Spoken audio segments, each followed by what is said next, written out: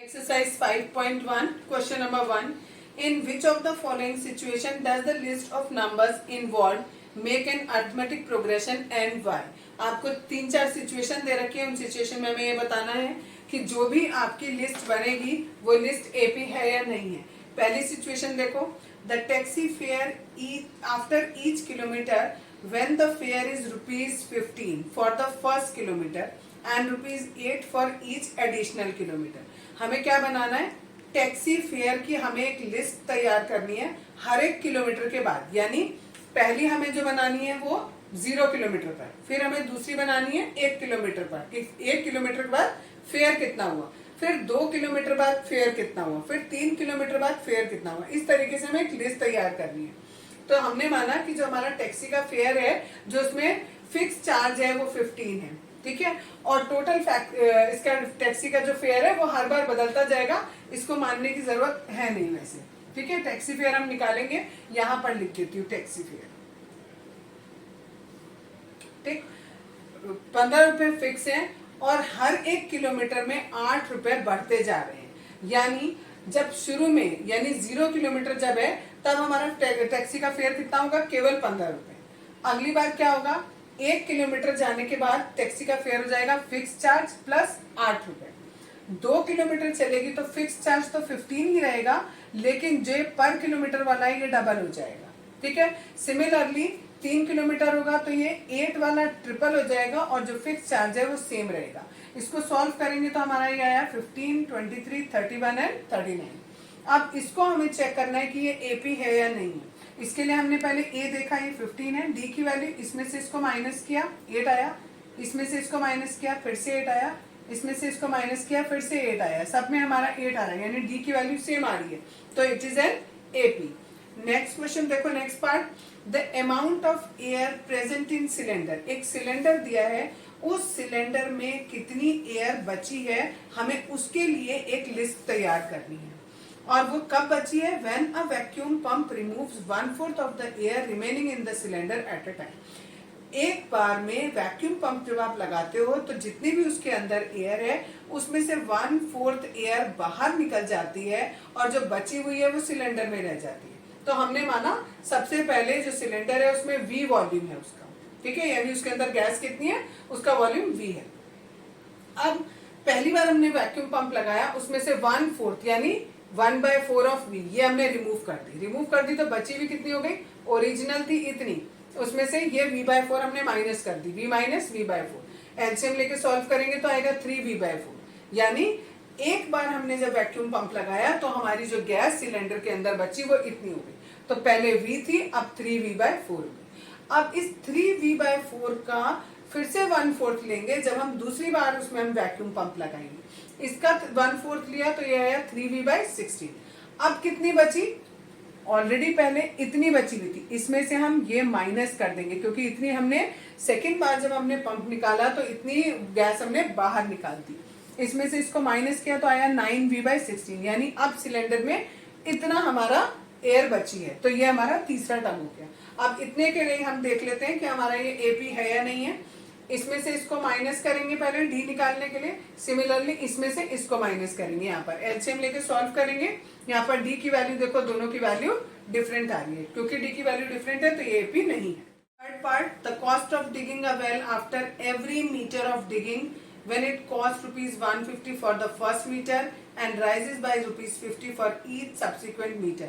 आप एक गड्ढा खोद रहे हो, गड्ढा खोदने के बाद एक मीटर खोदने के बाद आपको ये बताना है उसकी कॉस्ट कितनी आएगी। 1 मीटर खोदते हो तो शुरू में आपको 150 दिया है, अगली बार उन्होंने कहा 50-50 रुपए बढ़ती जाएगी। 2 मीटर खोदोगे तो 150 में 50 जोड़ दिया 200, 3 मीटर खोदोगे तो 250, 4 मीटर खोदोगे तो 300 एंड सो ऑन।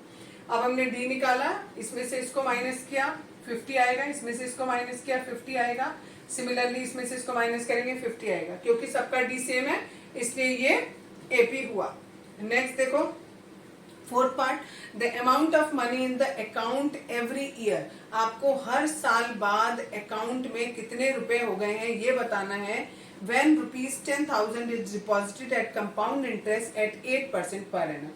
जब आपने जो भी रुपया जमा किया था वो आपने कंपाउंड इंटरेस्ट पे जमा किया है और 8% उस पर आपको इंटरेस्ट मिल रहा है। कंपाउंड इंटरेस्ट निकालने के लिए जो अमाउंट का फॉर्मूला होता है वो ये होता है, ए बराबर पी ब्रैकेट में 1 plus r upon 100 raise to the power n।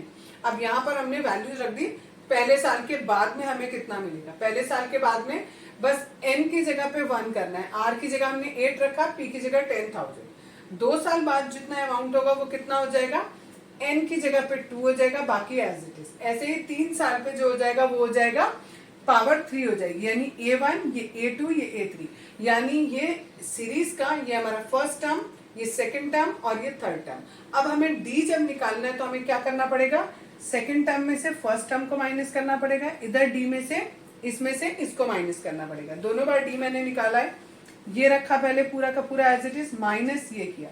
अब इसमें देखो ये पूरा पोर्शन कॉमन आ रहा है, ये मैंने पूरा कॉमन ले लिया। ब्रैकेट में क्या से यहाँ पर पावर 2 थी और ये मैंने 1 ली है, तो यहाँ पर एक पावर बच गई पूरी एज इट इज, और ये पूरा का पूरा क्योंकि बाहर चला गया तो यहाँ से -1 बचा।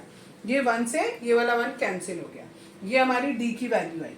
दूसरी बार जब हम d निकालेंगे इसमें से इसको माइनस करेंगे। अब इसमें से देखो ये पूरा कॉमन आ रहा है, इसमें पावर 3 है और यहाँ पावर 2 है, तो पावर 2 कॉमन आएगी। यहाँ से फिर एक बच गया 1 प्लस 8/100, और यहाँ से पूरे से -1 बचेगा क्योंकि ये पूरा का पूरा कॉमन आ गया। 1 से 1 कैंसिल हो गया। अब देखो 8/100 तो यहाँ भी आ रहा है, 8/100 यहाँ भी आ रहा था, 10,000 यहाँ भी है यहाँ भी है, लेकिन यहाँ पर है 1 प्लस 8/100 की पावर 1 है और यहाँ पर पावर कितनी आ रही है, 2 आ रही है। अगली बार जब हम d निकालेंगे तो यहाँ पर पावर आएगी 3, उसके अगले में 4, तो ये क्या हो रहा है, d की वैल्यू चेंज हो रही है, इसलिए ये AP नहीं है। Question number 2, write first term of the AP when the first term a and the common difference d are given as follows. a की वैल्यू ये दी है, d की वैल्यू ये दी है, हमें शुरू के 4 टर्म लिखने हैं। पहला टर्म हमारा a होता है जनरल में, दूसरा a प्लस डी, तीसरा a प्लस 2d और तीसरा a प्लस 3d। a की जगह हमने सीधे 10 रखा, a की जगह 10 और d की जगह वैल्यू रखी 10। फिर सेम यहाँ पर a की जगह 10 प्लस 2 इंटू 10, ऐसे यहाँ पर a प्लस 3 इंटू 10। अब इन्हें सॉल्व करेंगे, सॉल्व में पहले मल्टीप्लाई पहले करते हैं। ये तो एज इट इज 10 आ गया, यहाँ प्लस है, प्लस पहले आ गया, इन दोनों को मल्टीप्लाई किया 20 प्लस 10 30 हो गया, 3 इंटू 10 किया 30, 30 प्लस 10 40 हो गया। सेकेंड पार्ट में a की वैल्यू ये दी है, d की वैल्यू ये दी है। सबसे पहले सबकी वैल्यू पुट करी, अब सॉल्व देखो कैसे करेंगे। ये एज इट इज आ गया -2 प्लस 0 करेंगे -2 आएगा, -2 प्लस 2 इंटू 0 हमारा 0 हो गया, 0 में -2 ऐड करेंगे -2 आएगा। 3 इंटू 0 0 हो गया, -2 प्लस 0 करेंगे -2 आएगा। थर्ड पार्ट हमें ये दिया है, a की वैल्यू 4 दी है और d की वैल्यू -3 दी है। सारी वैल्यूज पुट कर दी हमने। पहला वाला 4 एज इट इज, यहाँ पर 4 - 3 किया 1 आया, यहाँ पर 3 इंटू -2 करेंगे, इट इज माइनस का 6, 4 - 6 है तो -2 हो जाएगा। यहाँ पर 3 3 9 हो गया, 4 - 9 करेंगे तो माइनस का 5 आ जाएगा। नेक्स्ट है फोर्थ पार्ट, a की वैल्यू ये दी है और d की वैल्यू ये दी है। इसको सिंप्लीफाई करने के लिए मैंने d को डेसिमल में कन्वर्ट कर लिया 0.5। अब a की जगह ये वैल्यू उतारी -1, a की जगह -1, d की जगह 0.5, सब जगह वैल्यूज उतार ली। ये एज इट इज, इन दोनों को सॉल्व करेंगे। 1 में से हमें 0.5 को माइनस करना है, ठीक है। तो कैसे किया जाता है, जब हमारा डेसिमल नहीं होता तो ऐसे डेसिमल लगा लेते हैं और 0.5 अब सिंपल माइनस कर दो, ठीक है। तो इस तरीके से हमारा माइनस किया, ये माइनस का 0.5 आया। यहाँ पर इन दोनों को मल्टीप्लाई करेंगे, 2 इंटू 0.5 हमारा 1 आएगा, 1 - 1 इज 0 हो गया। इन दोनों को मल्टीप्लाई किया 1.5 आएगा, -1 प्लस 1.5, इसे सॉल्व करेंगे तो 0.5 आ जाएगा। लास्ट पार्ट है, a की वैल्यू ये दी है, d की वैल्यू ये दी है, सब वैल्यूज पुट करी। अब देखो ये वाली पहली वाली तो एज इट इज कॉपी कर दी, ये दोनों हमारी माइनस में। अब देखो 1.25 है और 0.25 है, दोनों को ऐड करेंगे तो इट इज 1.5 आ जाएगा, वो भी माइनस का। इन दोनों में जब इन दोनों को मल्टीप्लाई करेंगे तो ये 0.50 हो जाएगा, इन दोनों को ऐड करेंगे तो ये आ जाएगा -1.75। सिमिलरली ये वाला इन दोनों को मल्टीप्लाई करेंगे 0.75 आएगा और इसमें इसको ऐड करेंगे तो माइनस का 2 आ जाएगा। Question number 3, for the following APs right the first term and the common difference. कुछ एपीज दिए, उनके हमें पहला टर्म और उनका कॉमन डिफरेंस बताना है। पहला टर्म ये वाला हो गया 3, कॉमन डिफरेंस में हम इसमें से इसको माइनस करें तो ये a2 है, ये a1 है, A2 में से A1 माइनस किया, that is 1 minus 3, that is -2। Similarly next में किया, ये हमारा A हो गया और इसमें से इसको माइनस करेंगे तो -1 माइनस और ये -5, माइनस माइनस प्लस हो जाएगा, आंसर आ जाएगा 4, यानी डी की वैल्यू 4 हो गई। तीसरा भी इसी तरीके से, ये हमारा A हो गया और D निकालने के लिए इसमें से इसको माइनस कर दिया। सिंपल एलसीएम लेके सॉल्व करेंगे, 4/3 is the answer. Next fourth part, ये A की वैल्यू और D निकालने के लिए इसमें से इसको माइनस कर दिया, it is 1.1। Question number 4. Which of the following are APs? If they form an AP, find the common difference D and write 3 more terms. हमें पहले बताना है इनमें से कौन AP है और अगर वो AP है तो उसके आगे के 3 टर्म निकालने हैं। पहला क्वेश्चन हमें ये दिया है, इसमें D निकालेंगे, इसमें से इसको माइनस किया 2 आया, इसमें से इसको माइनस करेंगे 4 आएगा। यहाँ D की वैल्यू सेम नहीं आ रही, इसका मतलब ये एक AP नहीं है। नेक्स्ट क्वेश्चन, इसमें ये हमें क्वेश्चन दिया था, मैंने इसे डेसिमल में चेंज कर दिया डिवाइड करके। अब देखो सब में 0.5 का अंतर है। डी निकाला पहले, इसमें से इसको माइनस किया 0.5, इसमें से इसको माइनस करेंगे 0.5, यानी 0.5 का अंतर है। तो आगे के 3 टर्म कैसे होंगे, यहाँ 3.5 आ गया तो अगला होगा 4, फिर अगला 4.5 और अगला 5 हो जाएगा। नेक्स्ट क्वेश्चन में इसमें डी निकाला हमने, इसमें से इसको माइनस किया, माइनस का 2 आया, इसमें से इसको माइनस किया, ये भी माइनस का 2 आया।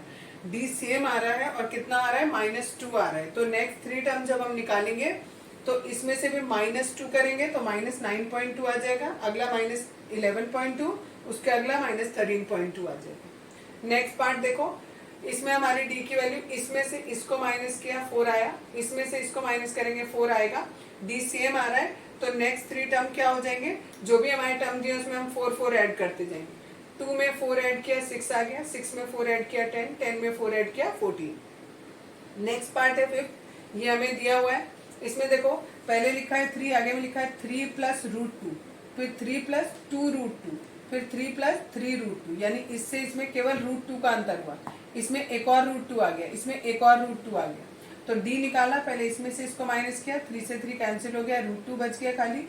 दूसरा डी निकालेंगे, इस पूरे में से इसको माइनस करेंगे तो भी खाली √2 रहेगा हमारा, यानी डी सेम है और √2 का अंतर आ रहा है। तो नेक्स्ट 3 टर्म क्या होंगे, यहाँ पर 3 + 4√2 हो जाएगा, अगली बार में 5√2 और अगली बार में 6√2 हो जाएगा। नेक्स्ट क्वेश्चन देखो ये दिया है, इसमें डी की वैल्यू निकाली, इसमें से इसको माइनस करेंगे 0.02 आया, इसमें से इसको माइनस किया तो 0.002 आया। डी की वैल्यू सेम नहीं आ रही है, that means it is not an AP.